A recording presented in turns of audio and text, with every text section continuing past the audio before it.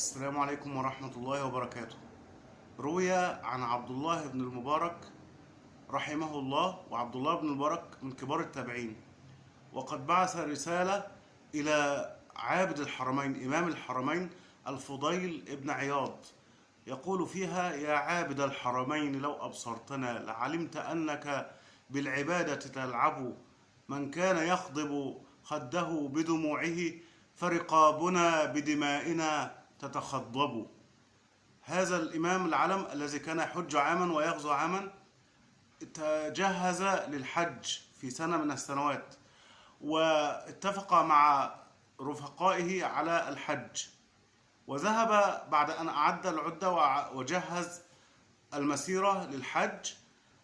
ذهب ليصلي صلاة الفجر، فإذا به يرى امرأة تتخفى في الظلام، تستخبى، مخبية حاجة تحت إيديها، فنظر فإذا هي دجاجة ميتة أخذتها المرأة من القمامة لتأكلها، فقال لها: يا أمة الله، أما علمت أن الله قد حرم الميتة؟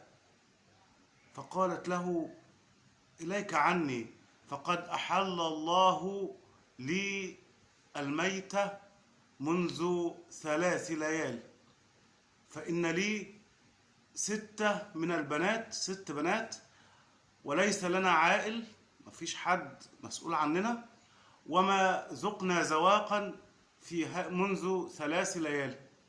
فقال لها: انتظري قليلا. ثم ذهب وأحضر كل الزاد الذي كان معه للحج، كل المال، وأعطاه لهذه المرأة، ولم يذهب في هذه السنة للحج.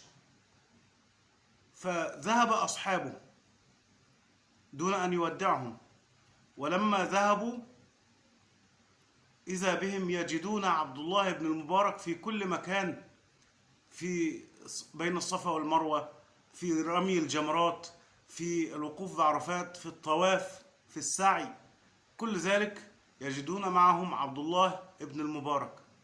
ولما عاد ذهب إليهم ليهنئهم على الحج المبرور، من حج ولم يرفث ولم يفسق رجع من حجه كيوم ولدته أمه، كيوم ولدته أمه.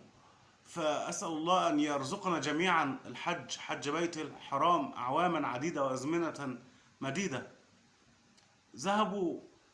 ذهب ليهنئهم على عودتهم من الحج، واعتذر منهم أنه لم يستطع الذهاب في هذا العام، فقالوا له: كيف ذلك؟ لقد كنت معنا عند كذا وكذا، وعند عرفات، وعند الصفا والمروة، وفي الطواف بالكعبة، في كل ذلك كنت معنا.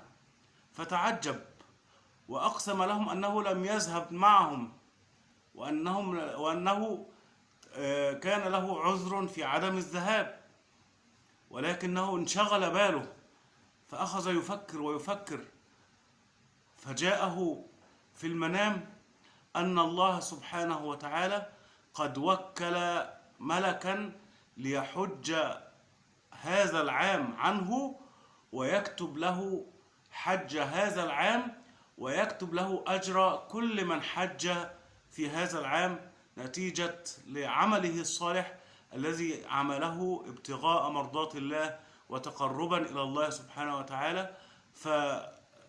فحاجة بطون جياع المسلمين أولى من تكرار الحج والعمرة. حاجة المسلمين إلى الدفاع عن قضاياهم وعن الإسلام والمسلمين في مقدمة أولويات الإسلام، ذروة سنام الإسلام، هي الجهاد في سبيل الله. أسأل الله سبحانه وتعالى أن ينصر إخواننا في فلسطين، والسلام عليكم ورحمة الله وبركاته.